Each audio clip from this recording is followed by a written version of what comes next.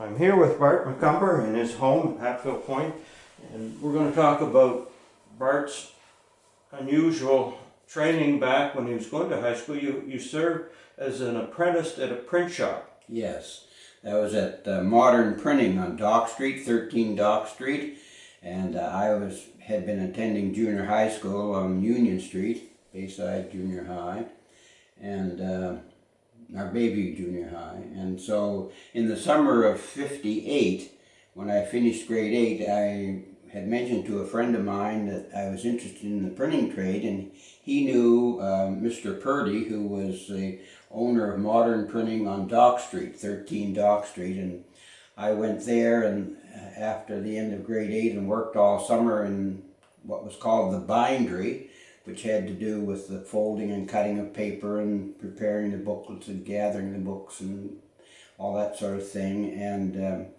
so I learned the binder trade that summer, and we were doing these programs for the St. John Airport for the air show for Canada Day.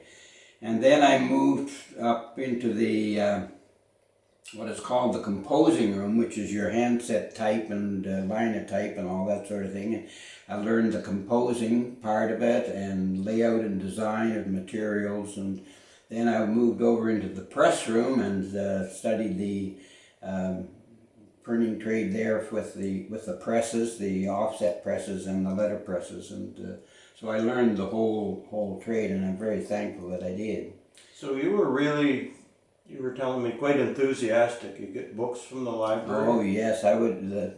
There was one book at the St. John High School Library that I would take out for a week, and it covered the whole program of printing, and I would read it and I'd take it back and I'd get it out again, and that was my Bible, I guess, for the printing trade. And so you were quite enthusiastic about that. The owner must have noticed that. The owner or the boss? Oh yes, and he was very cooperative in shifting me around, and the foreman of the shop, I became close friends with him, and he taught me a lot of particularly in the composing room and the design and layout of materials and so forth. Now you talked about a handset press. Yes. What was that? Well, if you remember the Walton story and the press that John Boy used, we had a press similar to that, and the handset type was in what was called a job case, which is similar. This is one of a California job case where you kept the individual letters, and if I can get this up right, this case here is the letter E, because E was the most used letter in the English alphabet. All the lowercase was here, and your spacing and whatnot, and the capital letters were on the right-hand side of the tray. So that would be full of lead? Individual lead letters. And a composite of lead and zinc. Yeah. So you would have to take, if you were doing a sentence from a line of a book, you'd have to take each individual, put the capital, space, and spell it out. Yeah. That would be very time consuming. Oh, it is, and you had to learn where the typesetting was. Again, if you watch John Boy, and there's one episode where he is using the handset type and was put into what was called a composing stick. And of course you held it. I was left-handed, so it was awkward for me to pick the letters with my right hand and put them in. And you looked at it, you were looking at the letters upside down and backwards, so you had to be very careful where you picked out. That would take a lot of time and talent to be able to do that. But you could get pretty fast at it after the more you did it. Yeah.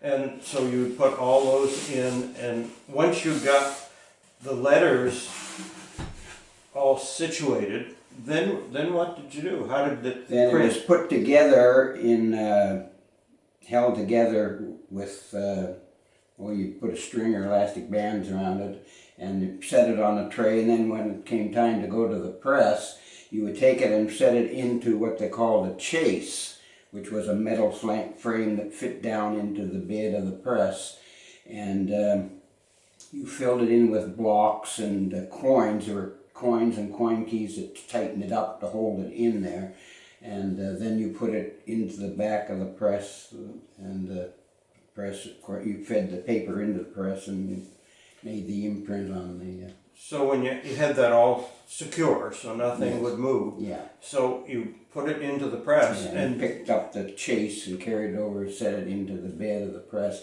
which usually, again, if you notice the pearl press on John Boy there, it sat down in and clamped in. clamped in, And then the bed of the press came up, hit the paper, the rollers came down over the bed, came up, hit the paper, and you took the paper out, put another one in, just in a motion like that. Okay. Continually reaching. One page at a time. Yeah. How did the ink get on the letters? Well, there were rollers that come down on a round plate that circulated around, and the rollers would pick the ink up and roll down over it and come back up again, and then the bed would come up and hit the type. So each time it re-inked the whole. Yeah, it was inked every print. Every print. Yeah. Okay. And So then it went to modern presses where they just automatically fit in by itself, like. you mentioned when we were talking beforehand another type of press. That was the handset one. Mm-hmm. That would be for something that wouldn't be. You wouldn't do a book on a. Well, I suppose you could. Well, you could with the linotype machine, which cast letters on this type of thing. Yeah, just hold those up for the camera so we. That would there would be make up for the whole body of type sort of thing, and you might use individual letters for titles and that type. Just explain. So we have the handset, the linotype. How did that work? Well, the linotype machine and a Ludlow, this is Ludlow type here, but you would have what they call the matrix, the brass matrix that sat into a composing stick, and then it went into a machine, and you pushed down for the linotype or you clamped down, and the molten lead would come up into the form and form the letters from the matrix and drop down, and you would take these individual lines of type out and put them together that way. Same as the individual letters. So there was, but it was a lot faster. You typed it into like a typewriter, that type of a machine. And in this, the linotype was like a typewriter. It was a big machine that the matrices would fall down and they'd cast a whole line, and the machine would put the letters back in. And so we have two types. We have the Ludlow and the linotype. They were similar but not the same.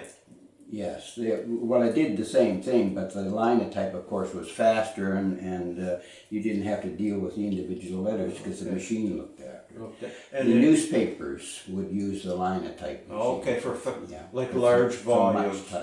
And the Ludlow, when would you use a Ludlow press? The Ludlow was used mainly for headings and, or like if you had business cards, names, addresses, that type of thing. That would be, small print jobs. Small print jobs, yeah. And the linotype, you had molten lead.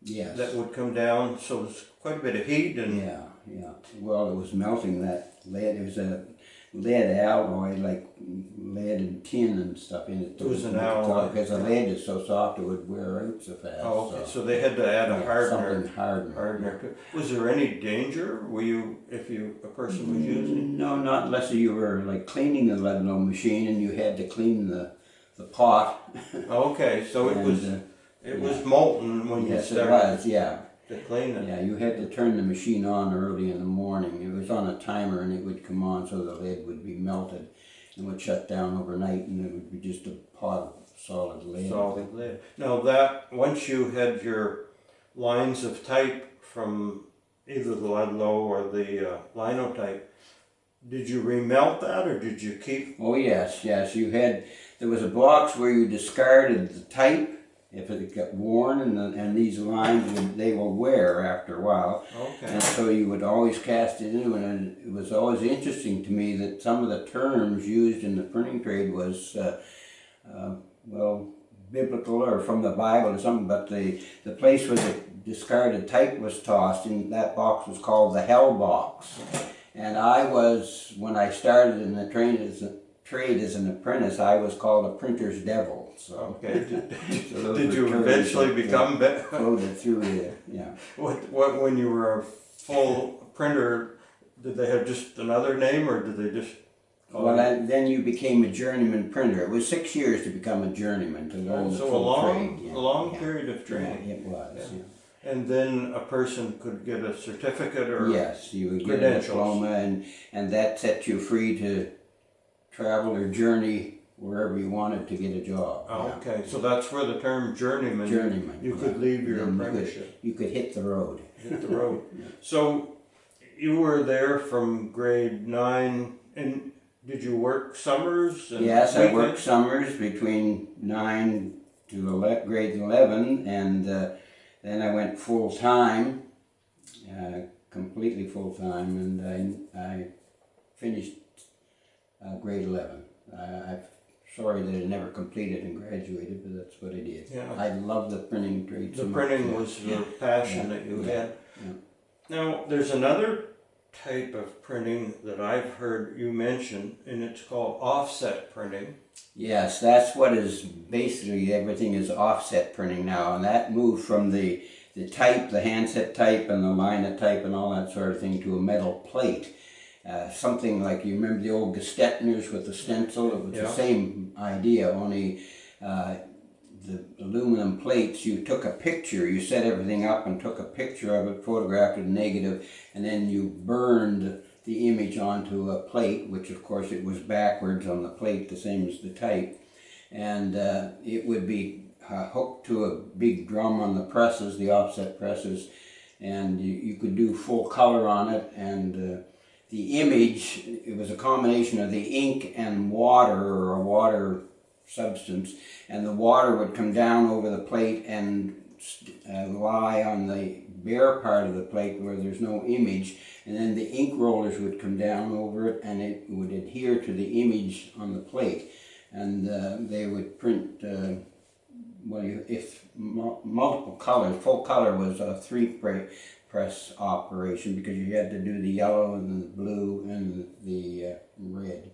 So, did you do any offset printing at Yes, Bart? I worked on the offset presses as well. Yeah. Yeah. So you've worked on The whole gamut, I guess, yeah. And even now, you do some digital printing. Yes, Publisher. through my publisher program on my computer, I print, and I have a color printer and so on. So when you got through school, eventually you started printing in Hampton. Yes, I started the Atlantic Press in Hampton. That was in 1961. Okay. I was doing my 3rd year of Bible school at the Atlantic Bible Institute on the Lakeside Road, which is now Hampton Bible Camp. Okay. And we had the opportunity to get this letterpress and later an offset press, and so I started the Atlantic Press there. So you say letterpress, was that like a handset? Yeah, that would be the handset liner type. This type of thing, offset, was the aluminum plates. So you had two They were presses there, or two. Yeah, two processes. Two presses. Yeah. And you printed there until I approximately when? graduated in '62 when we started the press in '61, and then in 1972 we felt our work was finished there, and so we had passed the Atlantic Press over to Bart and Helen Boyd, and they eventually moved it into Hampton. That's how Atlantic Press came to be in Hampton.